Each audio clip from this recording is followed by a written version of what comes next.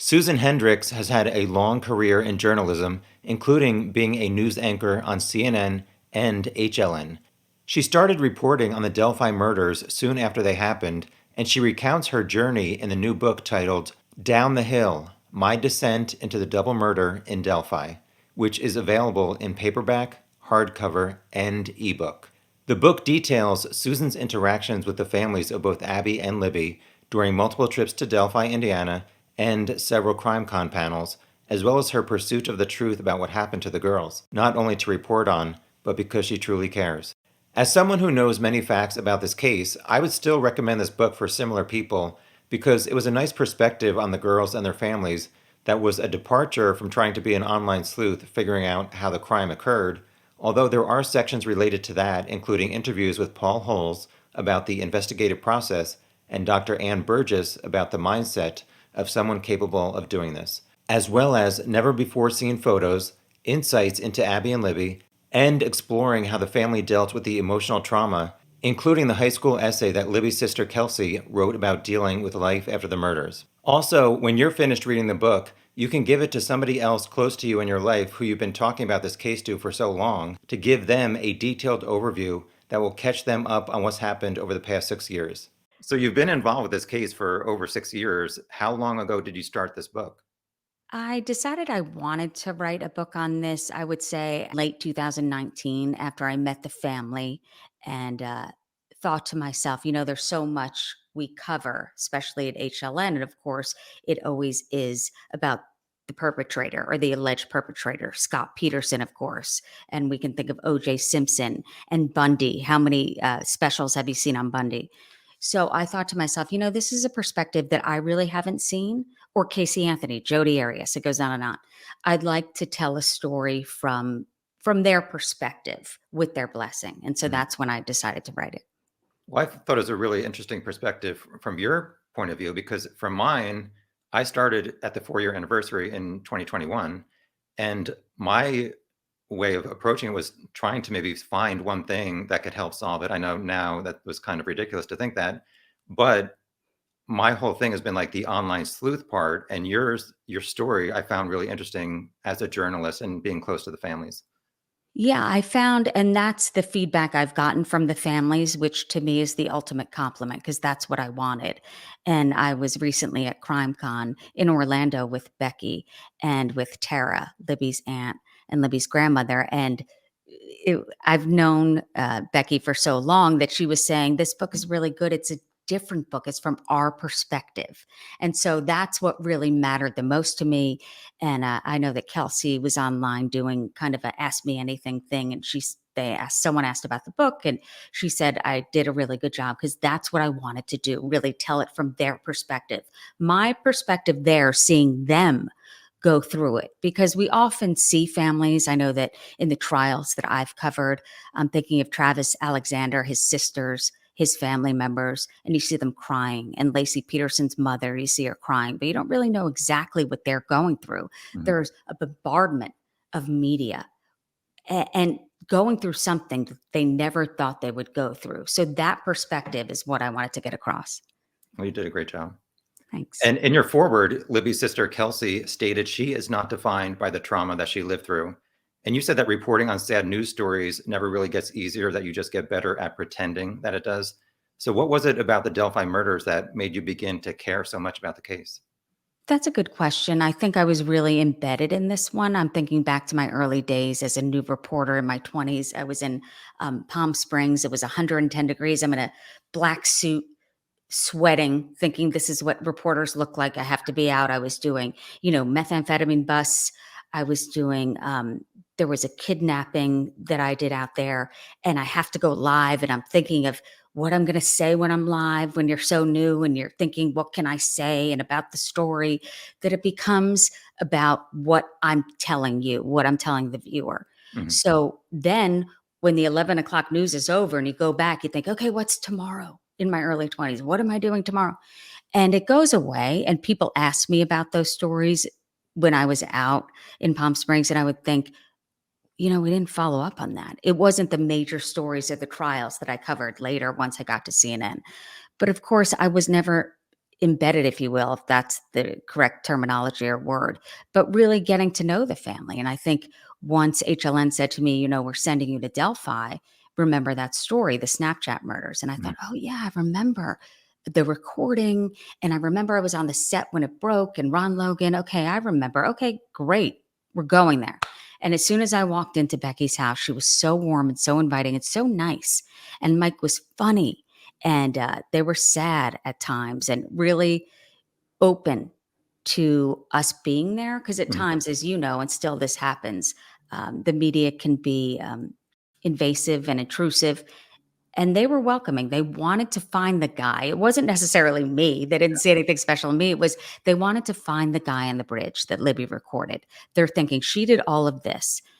We owe her an arrest. Let's get this guy. So they were open to everything. So I just thought, wow, this is a different perspective. And it could happen to anyone. And they have normal days and fun days and the ups and downs of normal life, plus all of this, all of the media on them. And then, of course, the ups and downs of the investigation.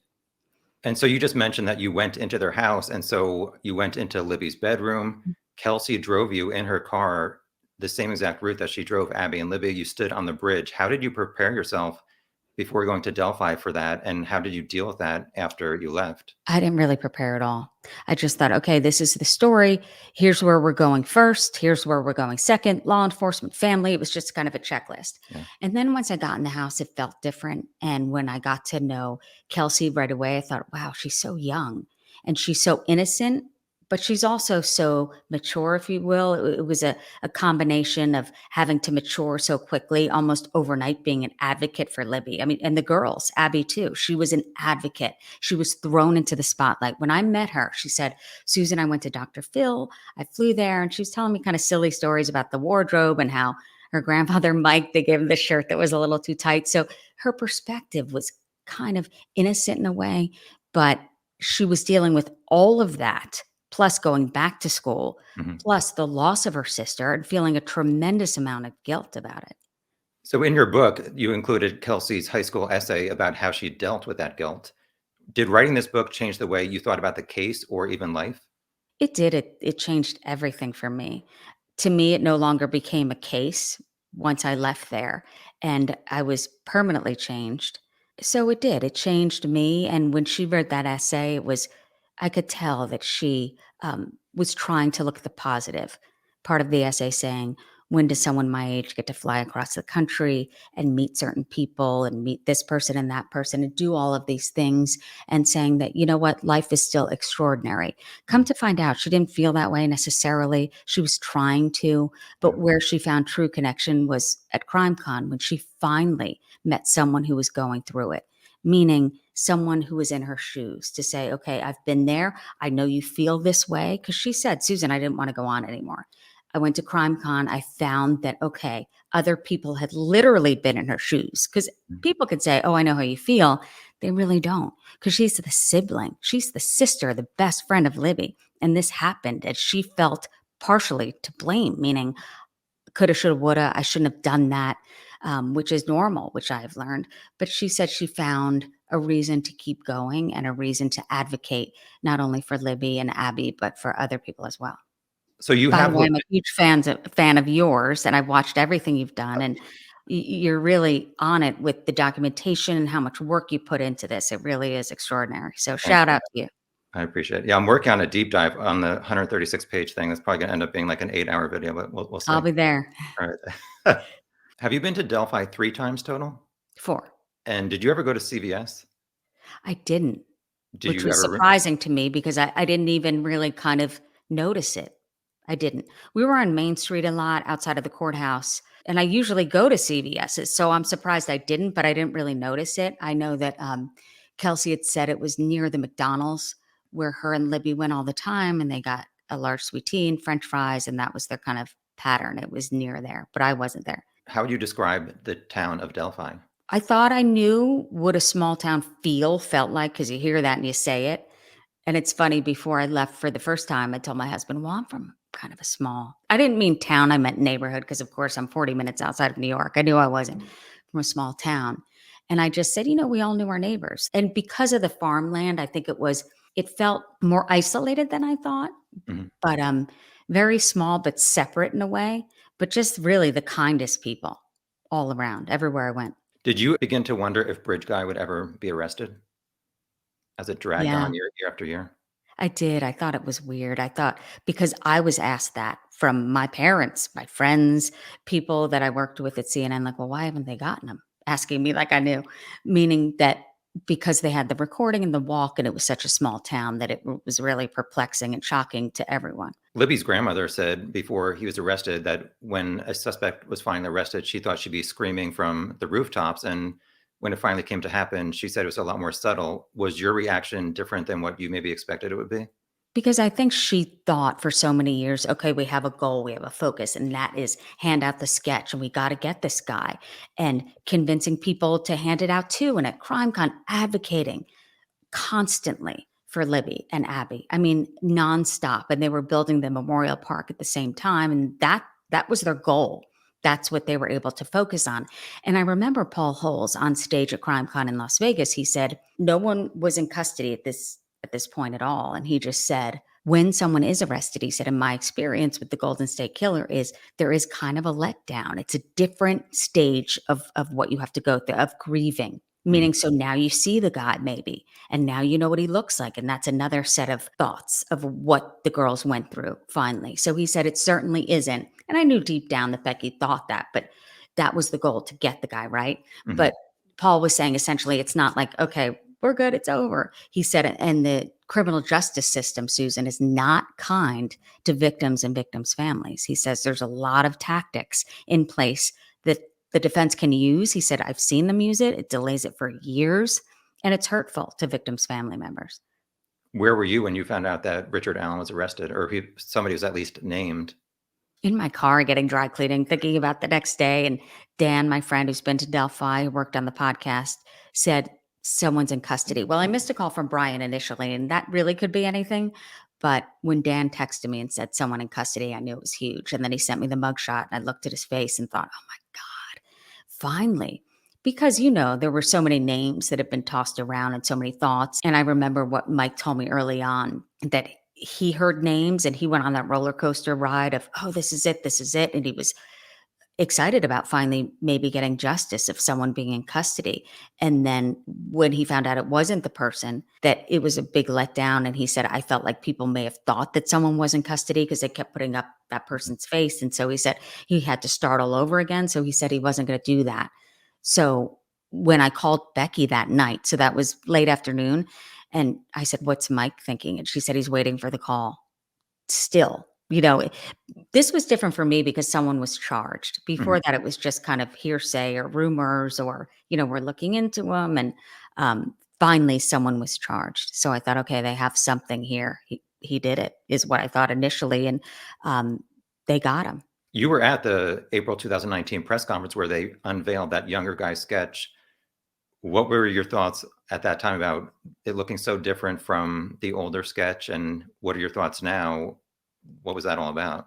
It felt surreal while I was there because I was sitting on the carpeting. I felt like I was like 6 with everyone around me and Barbara, and the photojournalists were behind me. And it was just kind of a lot of anticipation. Like, why did they invite us all here? And seeing David Muir's team from ABC, I was like, okay, this is huge. What is it? They have an arrest. I thought they're going to announce someone's in custody. And then when he said what you're about to hear today and stick with us, and I'm paraphrasing, but essentially we knew early on that no one's in custody at this point. But then he said, we have more of his voice and you'll see him walk. So that was a little bit weird to anticipate what we will see and hear. But when I saw the young sketch, I thought, oh my gosh, like what do they know? And he looks so different than the first sketch. And that was it. I knew right away. I had my phone, I hit record, I hit some of that, and I knew, oh my gosh. Especially when he said, we think he could be in this room. I knew I was live for the rest of the day and the whole next day, live as in I'd CNN every show because it was so sensationalized, but it really, I mean, it was real. Mhm. It felt real. They did that for a reason. And I was going to be live to talk about it. Former prosecutor Robert Ives said he thought that law enforcement should have released more information early on. Do you think after the first month or two, they should have released more? Well, I'm going to quote Superintendent Doug Carter. It's funny. I was on Dr. Oz, and Ives was on right before me, and he said that they had signatures, and in hindsight, it's easy to talk, and it's up to him to say what he wanted to say. But I always thought about what Superintendent Doug Carter said was, Susan, I can't say what I think. We have to say what we know, meaning investigators. It can't be all these theories thrown around, essentially, is what he was saying. We have to say what we know.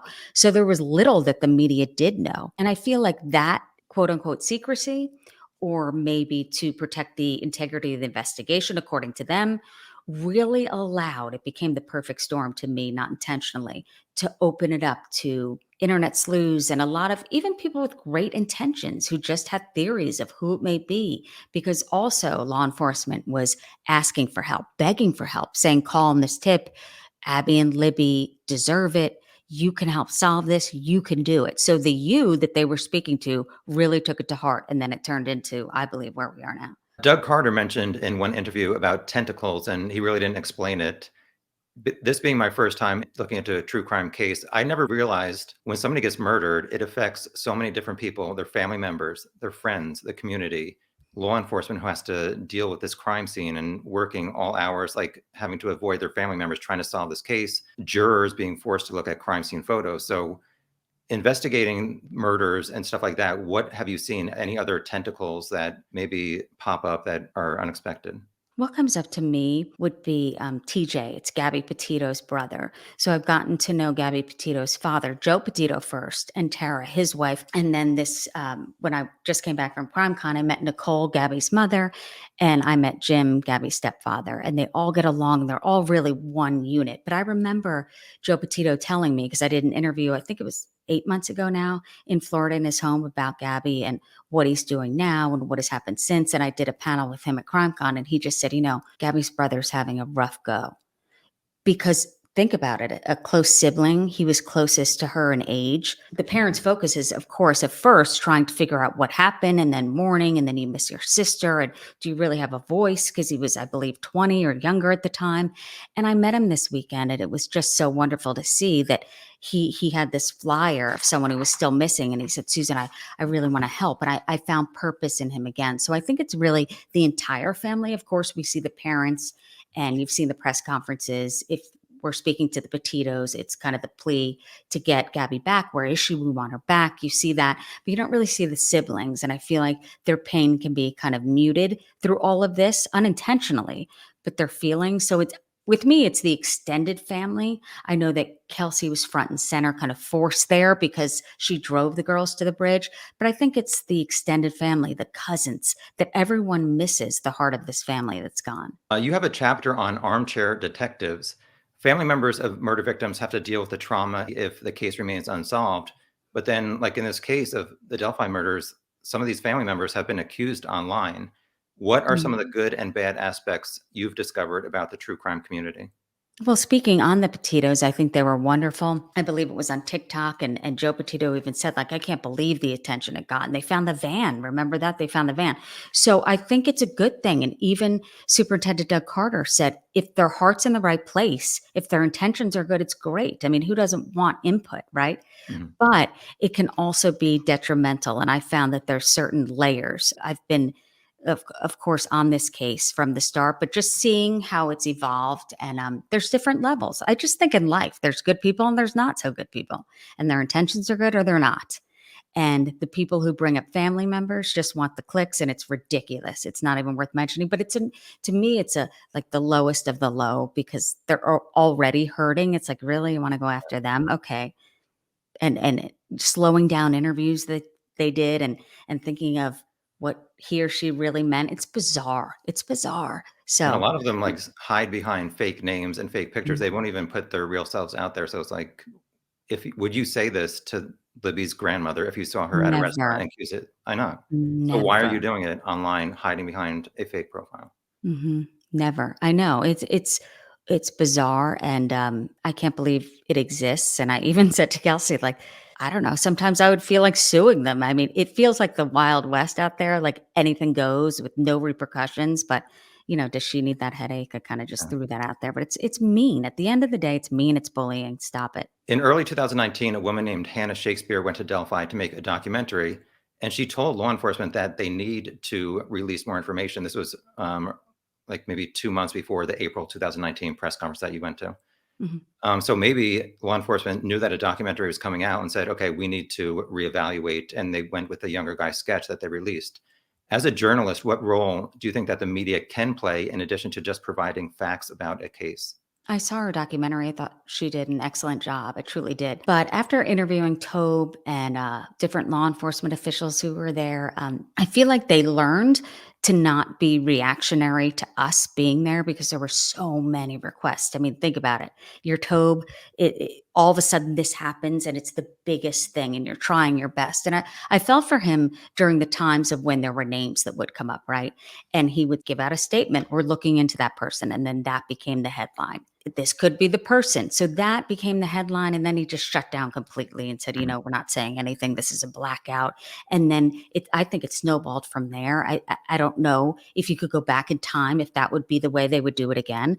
But I felt for them because I still don't know exactly what went on in the investigation. I still don't know whose idea it was with the sketches and what was released. I was listening again to Doug Carter, and he did an interview with the local news in Indiana, and he said it was the absolute right decision at the time. And he did always say this, though, the sketches aren't photographs. And depending on who saw it, to me, Becky always said this, look, if you're young, you're going to think someone looks older. If you're old, you're going to say someone looks younger. So the sketch thing to me, it's like, well, who was the witness? Who said it? And what do they really look like? And what can you remember?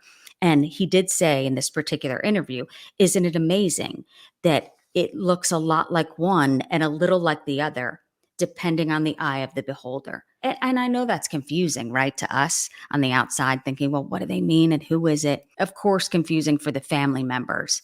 But now some people, put it together and they maybe see Richard Allen or maybe not. Maybe they still believe it's two people. That I've heard. There's a lot of theories out there. I think that when this finally goes to trial, that we'll get a lot of the answers. Even with the massive amount of interest in the Delphi case, after 5 years and all these online sleuths, nobody was able to really solve it. And I know there's a lot of unsolved murders and a very small percentage get media coverage. As a journalist, can you provide any kind of insight how a newsroom decides which cases to focus more attention on? I get that a lot, especially with the Gabby Petito investigation, because you remember how much attention was paid towards that. I mean, we were on it constantly. Every news organization was, where she was, who she was with, the parents. And I remember talking to Joe Petito and I said, I get that. I get asked that a lot. And he said, Susan, I don't have the answer. I don't know why. And it kind of snowballs. We're covering it, then the attention's there. It's like the Casey Anthony's, and then the attention's there. What comes first? Of course, other cases deserve attention. And that's exactly what Joe Petito is doing. And they were at CrimeCon and they won this award in terms of what they're doing now, which is to help those cases that no one talks about, to help solve those with the attention of Gabby now. So they've found purpose, and I think purpose is key here, to do that and to help others. But the reason why, I don't know. I asked some of my members to ask you some questions. So one said, did the girls go to the trails to meet someone? I know before you said you really don't think so. I'm thinking back to conversations I had. I remember Becky saying it didn't seem like that. But then remember with the Anthony Schatz, the investigators put out that and said, look, if anyone has been in contact with the Anthony Schatz profile, please let us know. And then Becky said to Paul Holes on stage, I feel like I failed them. First, I did an interview with her before. Then she said it again to Paul. And he said, look, if this is the case, we don't know. You didn't fail them. These people are good at what they do in terms of grooming people and pretending they are who they are. And girls that age, they want to have fun like any of us did at that age. You might like a boy, the boy looked cute, pretending who he was, who he wasn't. So saying that wasn't your fault, of course. But I remember that hearing that there was no rush to be there, meaning they wanted to go. It was a day off from school, as you've heard a dozen or more times. It was warmer than it normally is. They wanted to be outside. And Becky said, look, it's away from your electronics. I see that with my kids. I'm thinking, oh my gosh, am I feeding them this? I'd love for them to go outside. But thinking about my childhood outside is very different than what kids do now. So she just thought it was a normal day. So there didn't seem to be any immediacy to them wanting to be there. No, we have to be there at this particular time. Somebody also asked at this point, do you think that Anthony Schatz or Kegan Kline is involved with the Delphi murders? I don't, and I base that solely on that he was never charged with the murders. That's all I can say, but I don't believe he was. I know there's a lot of things that seem like they could have matched up, and I know there's a ton of interest in him and his father over the past few years, but police have known about the two of them for 6 years, and they have not charged either one. So, Yeah, I and don't think also, catfishing equates to murder, or I know there were things that led people to believe that. And by no means am I on a high horse saying I know things that I don't know. I don't. I don't know. But what I do know is he was never charged. So that's why I'm sticking by no, he wasn't involved. and also the defense has all this discovery, and in this recent September 8th thing, they did not mention Ron Logan or Kegan Kline one single time. So it seems like they have not even seen any evidence pointing towards either of those two people. And I understand why the names were mentioned. Of course, Ron Logan, I mean, the girls' bodies were found on his property. Of course, he's going to be a suspect early on. It would be weird if he wasn't, right? I mean, that's who you're going to interview. They never ruled out anyone. They never did. Even family members, they would never say, because I asked Tobe this, like, is he still a suspect? We don't rule anyone out. So anyone. So it was open to interpretation. But early on, they told the families about Ron Logan, of course, because that's where the girls' bodies were found. Mhm. And you saw the probable cause affidavit with Ron Logan. I mean, it seemed convincing to me, right? With Yeah. the where he was at the fish store and all of that, but he was never arrested. So to me, that meant maybe not ruled out, but then when someone was arrested, it said, okay, then they have something because before no one was taken into custody. And you met Ron Logan during one of your trips to Delphi, correct? I did, yeah. I spoke to him on set. I believe it was the next day. So it's a live interview from set. So I hear him in my ear. They say, we got the guy who's the girls' bodies were found on the property. You're up in 2 minutes. So that's really all I know. I know his name and I talked to him then and said something similar. This is shocking to me. It could have been my son's. This is horrible. And then when I was there, after the car ride to the bridge with Kelsey, we went to the bridge. We were coming back. It was freezing. It was about 9 degrees. And it was so cold. I couldn't feel my hands or my lips. And he just came. It seemed to come out of nowhere. And he just said, they ruined my life. And I said, who did? He said, the cops ruined my life, and they arrested me, and people stole my furniture when I was in jail, and they ruined me, and I didn't do anything. Because I was thinking like, could he have done it? But no, he just came off as an older man who was hurt. I think he'd just gotten out of prison, or he just seemed angry and hurt. And he gave so many on-camera interviews as a reporter and journalist. Do you think that would be odd that a person who killed Abby and Libby on his property would say, okay, Inside Edition, everybody else, let me take you down to the crime scene. And hopefully, as a 77-year-old man, I'm not going to start sweating. I mean, does that seem odd to you? That to me, it shows that I don't think that he had a part in the murders. Well, getting to know the people I've gotten to know, like Carrie Rawson and BTK, I mean, he inserted himself in a lot of that. And Carrie had no idea what he was capable of and what he did. So I don't know if the interviews would necessarily rule him out. It may be someone inserting themselves, which we've seen before in different cases. So I don't know what the experts know, like a Paul Holes, who said at times they want to be in it. They want to be in the mix. They want to be there. And I think that goes back to the presser of April 2019, where Doug Carter said, we believe you're from Delphi or once lived here, and we believe you could be in this room, meaning we invited everyone. Because I remember them taking my name as soon as I kept walking in and out because I had to do live shots. And the really nice ladies who were volunteers at the table were told to take signatures. So they kept saying, did you sign in? Did you sign in? It was very important for them to get people to sign in. I didn't put two and two together then, but I know that they maybe thought he was going to show up because this might be his heyday or his time to shine or his remembrance of this. So maybe that wouldn't rule someone out that would want to be on TV talking about something that they may have done. But I think early on, they investigated him, obviously, now that we know about the PCA, and it appeared they ruled him out. Yeah, I know, because they were going to be able to charge him with lying about his alibi, but they dropped that. So I don't think that they really had any connection to the Delphi murders, or else they would have at least charged him for lying about the alibi at that point in time. Right, exactly. When you were going to Delphi, did you have any theory about who this could have been or what the motive could have been? No, I remember reading about the Flora fires because I remember that being a story and reading up on that on my flight there, but never really having a theory, or I just thought when I was there, when I got there, when I saw the bridge, how different it really is. You can read about a story, you can sit on set and talk about a story, you can do interviews, but until you're really there and see that bridge in person, it was enormous. It was 60, I believe, 2, 3 feet high, and it was terrifying to me. But that doesn't mean it was terrifying to them. They're 13, 14. It seems like a fun place to be. You feel invincible down there, and they're used to it. They're not afraid. I wouldn't have been afraid either. But I think knowing what I knew at that particular time, because it took a while to get down there, that's when I understood that, okay, he is local, because this takes about 15 minutes. Mhm. And the photojournalist from CNN said, look, we can't get arrested. We're going to hold back here. We just got to call our boss. And I said, all right, I'm just going to walk a little. And then I started to feel fearful because I'm walking down there alone, not too far, about 30, 40 feet. And I thought, oh, maybe I should turn around, because it felt very kind of dense with a lot of trees. It felt to me, because you think in the middle of the day, how could this happen? Mhm. But I could see how it could happen down there, because it felt really isolating. And maybe because my perspective was after the fact, the 2 young girls were murdered, but I felt like there were some areas that you could go to. It wasn't wide open to the public by any means. You had to know where that was to get there. How far out on the bridge did you go? Did you walk? Okay. No.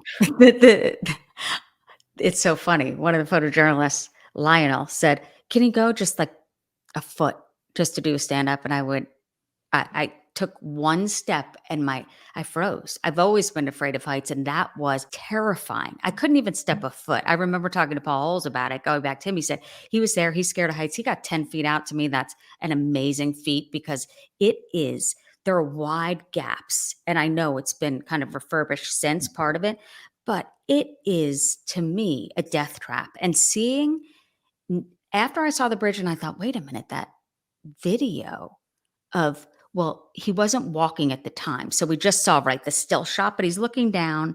To me, I thought it would be kind of a casual pose, someone just walking on a sidewalk or maybe a bridge that was, I don't know, 10 feet up. And Mhm. when I saw that, I thought, he knows this area. How can you not, to kind of put your head down and walk, and with your hands in your pockets, acting Right. casually? So you have hosted several panels at CrimeCon, and what are some of the things that you've learned by interviewing people who have experienced unexpected tragedy? Well, this is the year. It's Orlando. I've been there several years. And my idea for this year, and Kevin Balfe, who put it on, is just a wonderful person. And wow, what a community he's gotten together through the years. And I wanted it to be, I wouldn't mention the case that was out there. It's like whoever I bring together, it was going to be about how they have navigated through what happened to them. And Stacy Chapin, Ethan Chapin's mom, of course, as you know, from the Idaho murder, agreed to be there on the panel with Becky, with Tara. And it just was an extraordinary panel that it's hard to even describe what it was like. Do you remember Yardley Love? Oh, she was murdered, University of Virginia lacrosse player. Her mom, Sharon, was on the panel as well. And also BTK's daughter, who I've gotten very close to, Carrie Rawson, she was there as well. She has a bit of humor about her. She said, I don't know if I should be on here. I'm on the other side. I said, there is no side to when something happens to you. You're the victim. She had no idea, of course. There's people, mean people, we can get into that later, who still are mean, but I digress. So this panel was unique in where at different levels, meaning, so with Yardley Love, her mother has created the One Love Foundation and goes into different high schools and wanting to teach kids what it looks like for relationship violence, because her boyfriend, who was a lacrosse player, came in the room and killed her at night after a drunken rage. And she's been helping people. It happened 11 years ago. And I remember her saying to Stacy Chapin her story. And Stacy said to me, this is still raw for me. So I felt like that was my goal in inviting Stacy, and I'm so happy that she was there. And I know it wasn't easy, and there were times that, of course, were not easy at all. None of it is. It will never be easy. I've learned, of course. They never come back. It never changes the outcome of it. But what I did see was you can lean on someone who truly knows what you're going through, because it's not me. Well, it's nice to see that they get inspiration and support from people who have gone through it, and then they help others who unfortunately have to go through it in the future. That's what's so amazing about CrimeCon. It really is. It sounds weird because I remember inviting Stacy and telling her all about it, and she's like, "Wait a minute, the name." I said, "I know the name. I know." But it's not like that. It's not because people think Comic-Con. Mhm. But the name gets attention, I guess. So anyway, I think that she got a lot out of that, and I do believe that Becky, who really, you know, there's a gag order, so I wanted to make sure that Becky knew that I wasn't going to say anything about the case, not a mention of Mhm. what's happening. I mean, because if you think about it, there's a lot of new developments on that stage with me. It was on Sunday in all of the cases, really, except maybe Yardley Loves. So I wasn't going to mention anything. And then I talked to Mike because Mike was concerned just about they don't want to mess anything up in this case because Yeah. it's been so long already. I really appreciate your time so much in this book. Truly, it was a great take on your journey and also getting a good perspective on the families. So I Tom, you're appreciate one of my favorites. I watch your lives. I know you say they're long. it. You come up with these funny jokes, and I could tell you're just authentic, but you really are thorough. I know you put a lot of time and effort into this, so I appreciate it. It's good meeting you. Thank you, you too. Good luck with the book. Thanks.